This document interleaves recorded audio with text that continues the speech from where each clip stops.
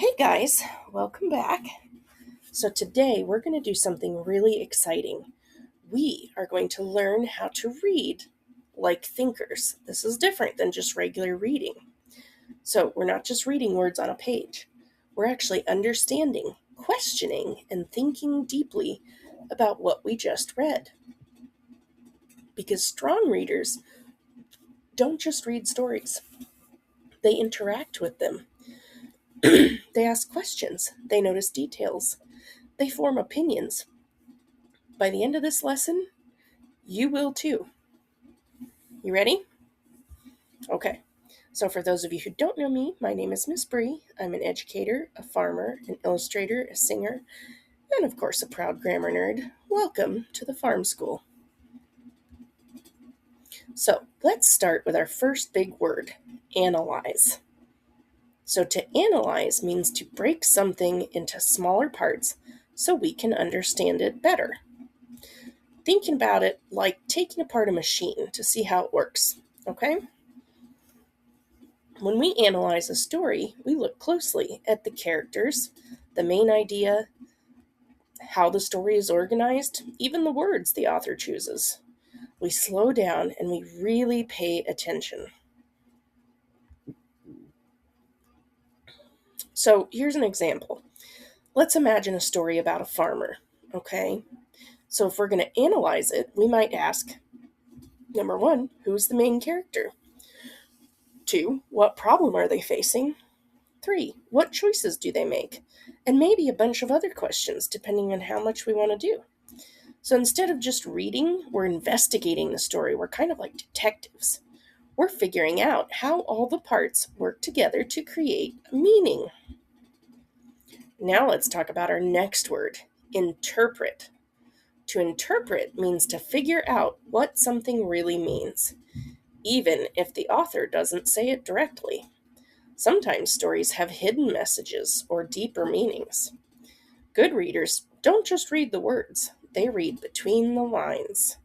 They think, what is the author trying to teach me? What feeling or message is underneath this story? What are they trying to tell me? So let's go back to our farmer story. Maybe the farmer is planting seeds. On the surface, sure, it's about farming. But deeper down, it might represent growth, patience, hope, or hard work.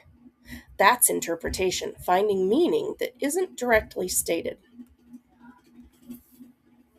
Our third big skill is evaluate. So to evaluate means to decide what you think about something. Now, you're not just understanding the story, you're forming your own opinion. You might ask, was this believable? Did I like it? Do I agree with the message? And most importantly, why do I think that? So now it's your turn to think like a reader. After reading a story, you might ask, was the farmer's choice a good one? Did the ending feel right? Was it satisfying, or did you feel like you were missing something? Did the story teach something important? Your opinion matters, but strong readers always support their thinking with reasons and evidence, not just opinion.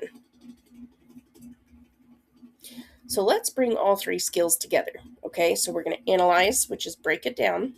We're going to interpret, which means we're going to find a deeper meaning. And we're going to evaluate, which means form your opinion and create a evidence-based reasoning behind it. So these three skills work together like a team, right? They're best friends. The more you use them, the stronger your reading will become. So strong readers ask strong questions. So while you're reading, try asking, what's happening? Why is it happening? What does it mean?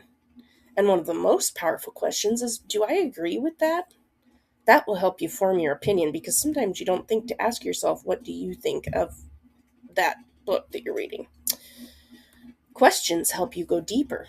They turn reading into thinking. Now, when you answer questions, you need evidence, right? Just like detectives do in, the police station or any of our, books that we read, right? Think Agatha Christie. Even though they're really fun stories, she always provides evidence to back up their claims, okay? And that's what you're going to do here. Evidence means pointing to details in the text, quoting words, and explaining your thinking. It's like proving your idea is true. So it's like in math when you have to show your work and how you got the answer. This is essentially the same, but for reading, okay? Good readers don't just say what they think, they show why they think that. Now let's take it even further. Strong readers notice patterns, connect ideas, and think about themes. They don't just read at once, they think while they read. They ask, what is this book really about? How does this connect to something else I know? All of these questions are awesome. So, these skills aren't just for reading stories, right? They help you understand books, write stronger essays, think critically, which is a huge life skill, and make smart decisions. These are useful in school and life. They're life skills. The better you think, the better you understand the world, okay? The more you delve in and understand and really try to get to the root of what you're looking at, the better you will understand it, right? Okay. So now it's your turn to practice. When you read something, try this. First, analyze it. What happens? Interpret it. What does it mean? And evaluate it. What do I think? The more you practice, the stronger your thinking becomes. So just try it. Go get a book and read like one chapter or two, okay? Put your skills to work. Practice builds stronger readers. The more you do, the better you get, right? So if you can read a couple of chapters in one of your favorite books and analyze, interpret, and evaluate those chapters, you will become an amazing thinker and reader. Okay? So look at everything you've learned today. You now know how to analyze, interpret, and evaluate. That means you're not just a reader anymore. You are a thinker, which is exactly what you want to be. So thanks for learning with me today, guys. Remember, every time you read, you have the power to question, understand, and think deeply about things. Okay?